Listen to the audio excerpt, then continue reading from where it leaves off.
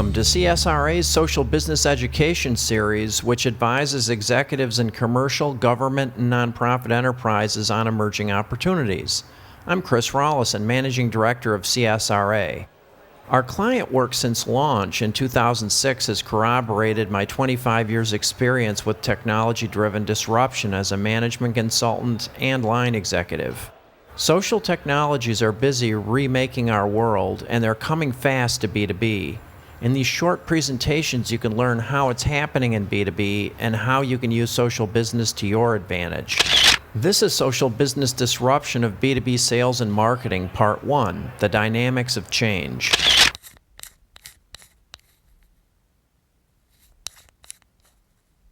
Disruptive technologies change over time, but the way people adopt them doesn't, so we can look into the past to predict the future. For example, the internet is useful for predicting social business adoption. B2B's adoption of the internet began with playful consumer sites like Pets.com and Amazon.com. At first, business executives rejected it. "That's wasteful. It's frivolous. That's only for kids," they said. With time, executives became familiar with surfing and e-commerce, and more businesses built websites. Then, around 1999, firms realized they could save money and improve service, so they enabled customers to access enterprise data via web interfaces. B2B had arrived. –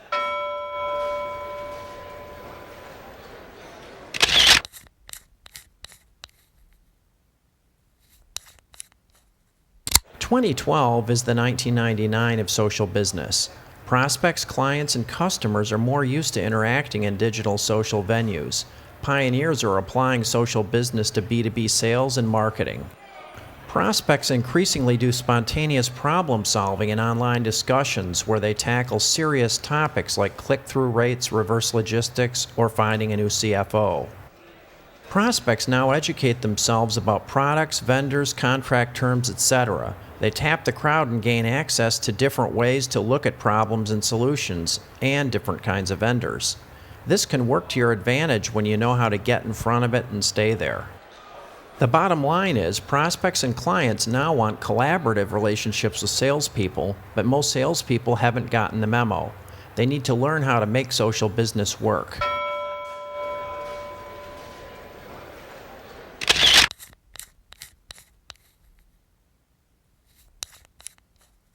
Now let's review how sales and marketing work so we can see the growing disconnect between firms and clients and customers. Then we can see how social business will change the game.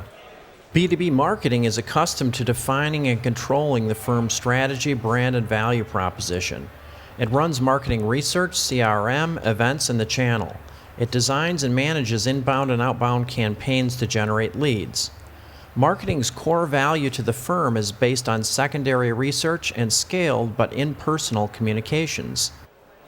B2B sales traditionally manages leads along the funnel to structure and close deals. Sales prospects, works trade shows, entertains clients, and collaborates with the channel to exchange and work leads. In professional services firms, sales often manages services delivery as well. Sales' core value is primary research and personalized interactions, which are low scale and high cost compared to marketing's.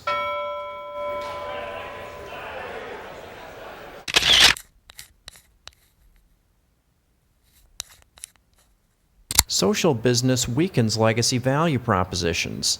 Marketing's impersonal communications were effective when prospects didn't expect personal attention. Sales' personal interactions were effective when prospects had little access to relevant information about their business challenges. Social business is scaled and personal. It gives prospects knowledge and relationships on demand. It confronts sales and marketing with changing how they relate to prospects and clients.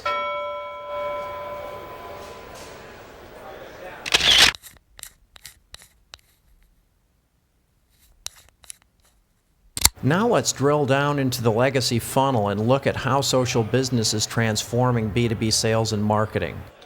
The legacy funnel goes from wide to narrow. Sales and marketing dump leads into the funnel. Leads get eliminated when prospects don't respond or when sales determines they aren't relevant. The traditional funnel transforms many general leads to few specific leads over time. The social business funnel goes from narrow to wide. It starts with few highly qualified leads and transforms them into more qualified leads over time. Here's how it works. Salespeople go to where the people are, where prospects are engaged in very specific discussions. They listen and they build their professional reputations by sharing advice and insight with prospects and the audience. By the way, these ultra-relevant discussions are discoverable now and forever. Also, social business interactions are more credible to prospects since vendors aren't in control. Prospects believe them more. What's really interesting is salespeople immortalize themselves in these discussions. They increase trust by helping prospects, but they don't try to sell or promote themselves.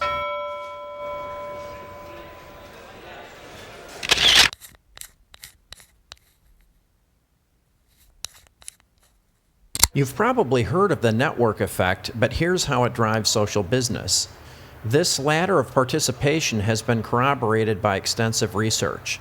It tells us that on average, social actions in digital social venues are created by 10% of the people.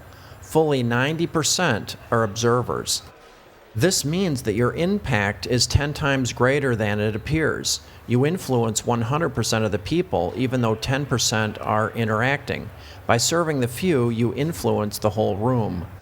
The goal becomes modeling behavior that you want to be observed, not only now, but forever. There's more.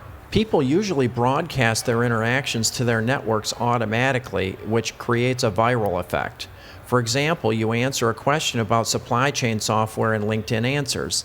This is shared with your network, and anyone who responds broadcasts their activity to their connections too.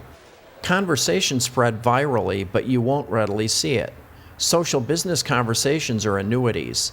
This is how the social business funnel increases highly qualified leads over time.